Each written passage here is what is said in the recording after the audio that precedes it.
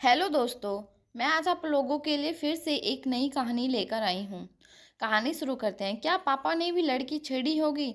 जब से उस लड़के ने गलत तरीके से छुआ, यह बात कई बार सोचती हूँ। सुबह के 5 बजे हैं, मेरी ट्रेन का समय 5:40 है। मुझे दिन का सफ़र ट्रेन से तय करना है। ट्रेन समय पर आई और मैं अपनी सीट पर सामान वगैरह रख कर बैठ जाती हूँ। ज़्यादातर लोग उस समय सो रहे थे। उन्हें देखकर मैं भी अपनी सीट पर बैठे-बैठे सोने की कोशिश करती हूँ। लेकिन मैं बाकियों की तरह निश्चित होकर अपने सिर को निढाल नहीं छोड़ पा रही थी। वजह एक डर। बगल की सीट पर बैठे आदमी को मैं नहीं जानती, लेकिन मेरा दिमाग कितना ज़रूर जानता है कि मुझे पूरे सफ़र में चौकन्ना रहना है। क्या पता मेरी आंख लगे और वो आदमी गलत तरीके से छू दे। क्या पता पीछे वाली सीट पर बैठा आदमी अपना हाथ आगे ला दे। ऐसा मेरे साथ पहली बार नहीं हुआ है। जब भी अकेले घर से बाहर कदम रखा है, मंजिल पर पहुंचने तक ऐसे ही ख्याल आते हैं। क्या मैं अकेली हूँ? नहीं, इस देश की हर गली चौराहे और सड़कों पर निकलने वाली हर लड़की के अंदर सेक्सुअल हरेसमेंट का खौफ रहता है। इस बार ब्लैकबोर्ड में ऐसी ही कुछ लड़कियों से मिलने मैं दिल्ली पहुंची, जिनकी जिंदगी छेड़खानी और यौन हिंसा ने पूरी तरह बदल दी। वो हर रोज एक बेनाम डर के साथ जी रही हैं। दिल्ली का बुराड़ी इलाका, यहाँ घर इस तरह के बने हैं जैसे किसी ने गोद से चिपका दिया हो। यही एक गली में शिखा का घर है। जब मैंने यौन हिंसा की शिकार लड़कियों से बातचीत करने की कोशिश की तो ज़्यादातर ने कैमरे के सामने आकर बात करने से मना कर दिया। आखिरकार शिखा मिलने के लिए तैयार हुई। फ़ोन पर मैंने उससे साफ साफ पूछा, आप कैमरे पर ये सारी बातें बता पाएंगी ना? शिखा ने झट से कहा, बोलना तो पड़ेगा। गलती भी वो करे और चुप हम रह जाएं, ऐसे तो नहीं चलेगा। फाइनली शिखा से मिलने पहुंची। वो मुझे देखकर हंस रही थी, खिलखिला रही थी। लेकिन ये सब तभी तक था जब तक मैंने 7 साल पहले उसके साथ घटी घटना का जिक्र नहीं किया था। पहली बार मेरे लिए भी सवाल पूछना थोड़ा कठिन लग रहा था, लेकिन मैंने धीरे से पूछा, क्या हुआ था उस दिन?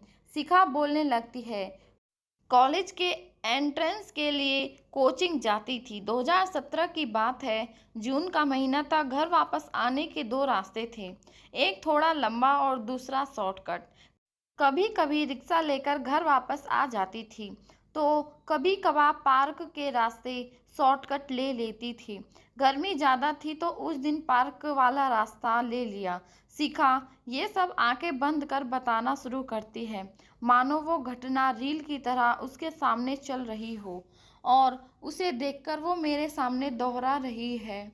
वो आगे कहती है, उस दिन जो हुआ उसके बाद मैं अपने घर के बगल में बने पार्क तक नहीं जाती। इस घटना को 7 साल बीत गए हैं। दोस्त परिवार की जिद पर भी मैं पार्क नहीं जाती। एक दो बार मैं गई तो घबराहट के मारे वहां रह ना पाई। उस दिन तो घर आकर खूब रोई। आखिर पार्क में ऐसा क्या हुआ था उस दिन? मैंने पूछा। शिखा भारी आवाज से कहती है, मैं अपने रास्ते जा रही थी, तभी मेरे पास एक लड़का आया। मुझसे बड़ी शराफत से पूछा, आपको पता है दरगाह किस तरफ है? मैं बस थोड़ा पीछे मुड़ी और एक तरफ इशारा किया कि हाँ भैया वहाँ पर है। जैसे ही मैं मुड़ी उसने मेरे दोनों पैरों के बीच तेजी से अपना हाथ लगा दिया। यह सब सिर्फ कुछ सेकंड में हुआ। मुझे समझ नहीं आया कि आखिर क्या हुआ मेरे साथ। मैं वहां सन्न खड़ी रह गई। मेरे लिए उस कुछ सेकंड में सब कुछ रुक सा गया। वो लड़का वहां से आराम से जा रहा था। मैं बेजान सी खड़ी रह गई। इतनी भी हिम्मत नहीं हुई कि उसे थप्पड़ लगा पाऊं या कम से कम कुछ चिल्ला पाऊं। अब जब 7 साल बाद इस बात को याद करती हूँ तो खुद पर गुस्सा आता है। 7-8 साल की उम्र से ही मार्शल आर्ट सीखना शुरू कर दिया था। 13 साल की थी तब ताई कमांडो में ब्लैक बेल्ट होल्डर बन गई, स्टेट चैंपियन जीती, नेशनल खेला, पर जिस वक्त ये हुआ मैं ब्लैक रह गई।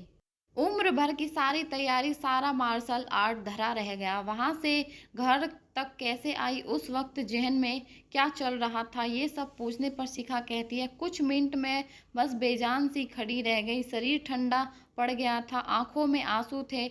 मैं खुद को ऊपर से नीचे देख रही थी, किस तरह मेरे कदम घर तक पहुंचे पता नहीं। मैं सीधे अपने कमरे में गई, वहां बहुत देर तक सुन्न बैठी रही। उस गंदे हाथ को महसूस कर पा रही थी, इसलिए ठंडे पानी से खुद को रगड़ रगड़ कर नहाया। मैंने शिखा से पूछा, इसके बारे में किसी को बताया नहीं? कहती है, कुछ समझ नहीं आ रहा था। पता था कि मेरे साथ गलत हुआ है, लेकिन ये बताऊं भी तो किसे? उस दिन के बाद मैं खुद ही चुप रहने लगी। घर पर ना भैया से बात करती, ना मम्मी से, ना पापा से। कुछ दिनों के बाद माँ ने नोटिस कर लिया। उन्हें शक तो हो गया था कि कुछ गलत हुआ है मेरे साथ, पर वो भी इतना बुरा नहीं सोच पाई थी। उन्हें लगा कोचिंग में कोई दिक्कत हुई होगी। 1 हफ्ते हो गए थे इस बात को। मैं गुमसुम रहती, कहीं बाहर जाने की हिम्मत नहीं होती। एक दिन माँ मेरे पास आई और पूछा, कुछ हुआ है क्या? शिखा कहती है कि बस इतना पूछने की देरी थी। मैं इतने दिनों से जो गुस्सा और दर्द छिपा रही थी वो फूट पड़ा।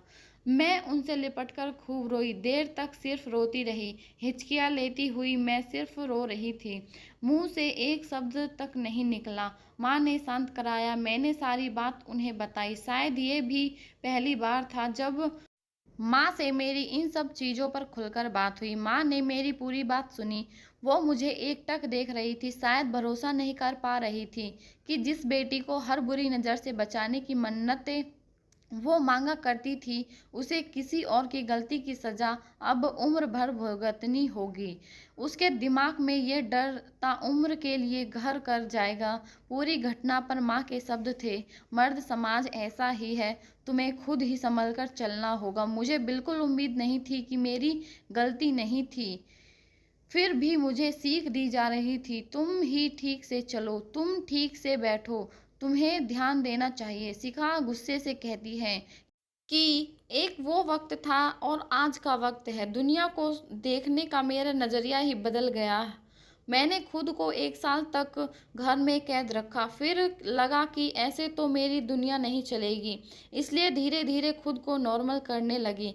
क्या अब आप उस घटना से उबर चुकी हैं? शिखा कहती है, सवाल ही नहीं, आज भी वो घटना मुझे हॉन्ट करती है। अब भी किसी पार्क के रास्ते से कहीं नहीं जाती, जब भी अनजान लड़कों को देखती हूँ खुद को समेटने लगती हूँ। वही डर वापस आ जाता है। कोई रास्ता रोककर कुछ पूछना चाहे तो लगता है कि कोई फिर उस तरह की हरकत ना कर दे। 2 सेकंड के लिए शिखा चुप हो जाती है, फिर कहती है, मैं मरूंगी शायद, तभी यह डर खत्म होगा, और फिर शांत हो जाती है। शिखा से मिलने, उसकी कहानी जानने के बाद अब जब मैं बुराड़ी की गलियों से निकल रही हूँ तो शाम हो चुकी है।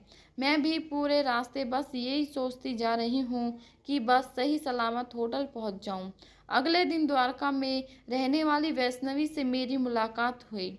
जॉब के साथ साथ वो यूपीएससी की तैयारी कर रही थी। वैष्णवी ने मिलने से पहले कुछ शर्त रखी थी, वो यह कि उनके घर पर नहीं, कहीं बाहर उनसे मिलूं। दूसरी कि सूरज ढलने के बाद वो कहीं नहीं मिल सकती। 6 बजे के बाद वो घर से बाहर नहीं रह सकती। वजह पूछने पर कहती है, 2017 के बाद वो देर शाम बाहर नहीं रहती। जब मैं उनसे मिलूंगी तो वो डिटेल में सारी बातें बताएंगी। खैर, हमारी मुलाकात एक पार्क में होती है। वैष्णवी बात की शुरुआत ही तारीख और समय से करती है, जैसे किसी ने उस दिन को पत्थर पर लिख दिया हो। कहती है, 12 दिसंबर 2017 की बात है, मैं 12th में थी। उस दिन कोचिंग छूटने के बाद थोड़ी देरी हो गई, रात के 8:30 बज गए। मैं घर पैदल जाती थी। रास्ते में एक जगह रोड क्रॉस करना होता है। मैं रोड क्रॉस करने लगी, अचानक लगा कोई मेरे पीछे पीछे चल रहा है।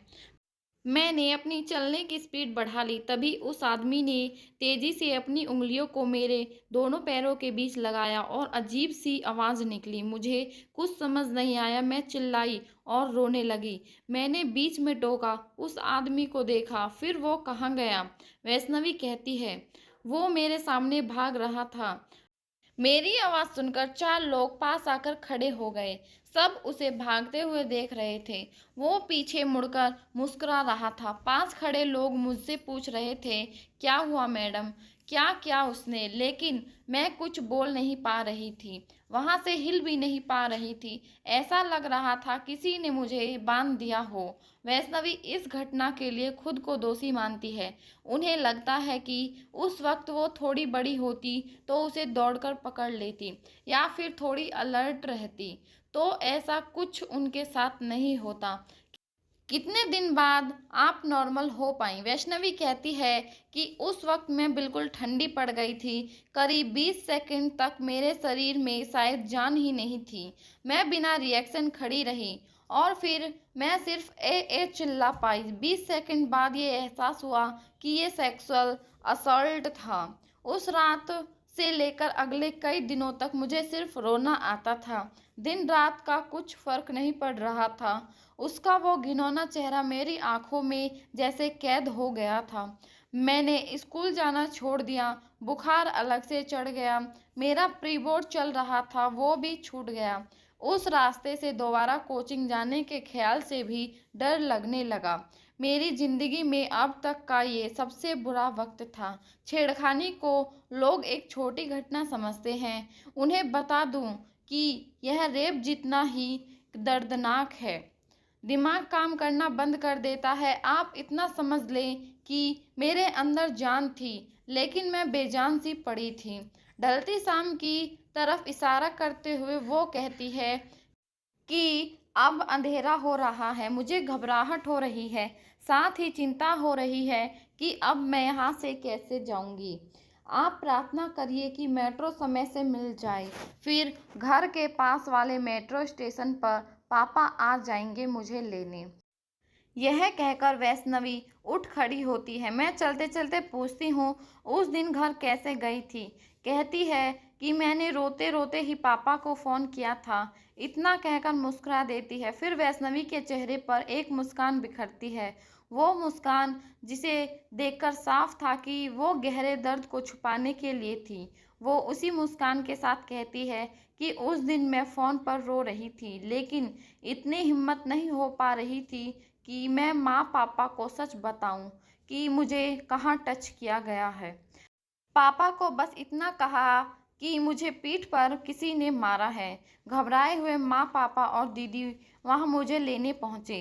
दीदी मुझे देखकर समझ गई थी कि मेरे साथ कुछ गलत हुआ है। मैं गाड़ी की खिड़की से बाहर देखते हुए रोए जा रही थी। जब दीदी ने धीरे से पूछा, इतना क्यों रो रही है तू? तब मैंने उसे बताया कि मुझे पीठ पर टच नहीं किया है, मेरे दोनों पैरों के बीच टच किया है। महीनों तक मेरे घर में ये बात सिर्फ दीदी को पता थी। कुछ समय बाद मैंने फिर मम्मी को बताया। पापा को ये बात पता है या नहीं, मैं खुद नहीं जानती, क्योंकि मेरी कभी हिम्मत ही नहीं हुई कि मैं पापा को ये सब बता सकूं। अब भी उस रास्ते पर जाना होता है। हाँ, वो रास्ता हमारे घर की ओर जाता है। रोज उस जगह को देखती हूँ। रोज याद आती है कि मैं इस जगह पर खड़ी थी। यही मेरे साथ वो हादसा हुआ था। जब रोड पर चलती हूँ, कोई पीछे से आ जाए तो लगता है कि यह पक्का मुझे टच करेगा। वैष्णवी की आंखें थोड़ी बड़ी हो जाती हैं, माथे पर सिकन आ जाती है। कहती है, आपको पता है, सेक्सुअल हरेसमेंट की वजह से ही मैंने 12वीं के बाद ऑल गर्ल्स कॉलेज में एडमिशन लिया। अब भी मेट्रो के सिर्फ वुमेन कंपार्टमेंट में ही ट्रेवल करती हूँ। सिर्फ लेडीज बस से ही सफ़र करती हूँ। सेक्सुअल हरेसमेंट की वजह से शेफाली के जीवन में भी तूफान आ चुका है।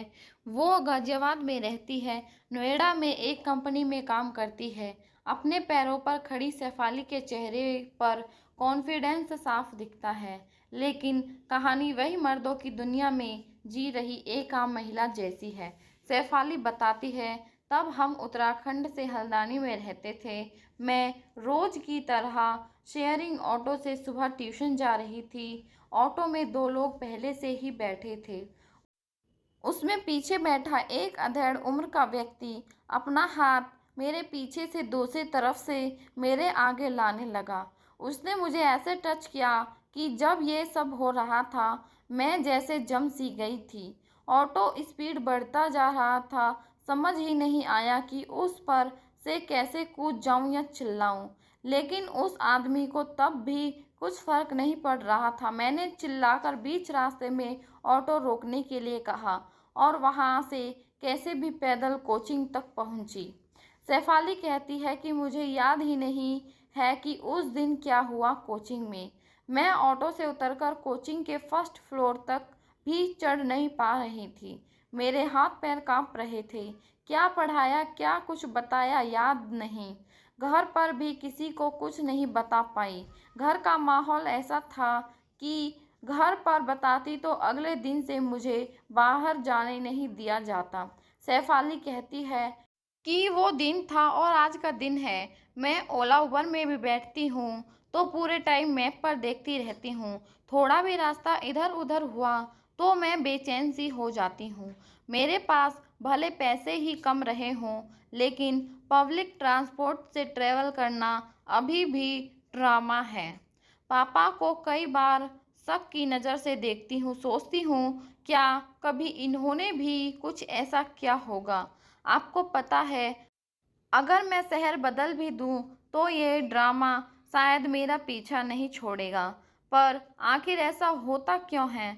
क्यों कुछ लोग ऐसा करते हैं? ऐसे ही कुछ सवालों के जवाब के लिए मैंने रुख किया साइकेट्रिस्ट डॉक्टर सत्यकांत त्रिवेदी का। वो कहते हैं कि समाज से लेकर सिनेमा तक में लड़कियों को छेड़ने और गंदी नज़र से देखने की स्वीकार्यता मिली हुई है। मर्दों को लगता है कि लड़कियां देखने छूने की चीज़ है। उनकी मर्जी है या नहीं, इससे उन्हें कोई फर्क नहीं पड़ता। उन्हें बस अपनी कुंठा शांत करनी होती है। बहुत हद तक पोर्न फिल्में भी इसकी जिम्मेदार है। इसलिए समाज के इस गंदे रूप से निकलने के लिए ज़रूरी है कि हम हर मुद्दे पर खुलकर बात करें।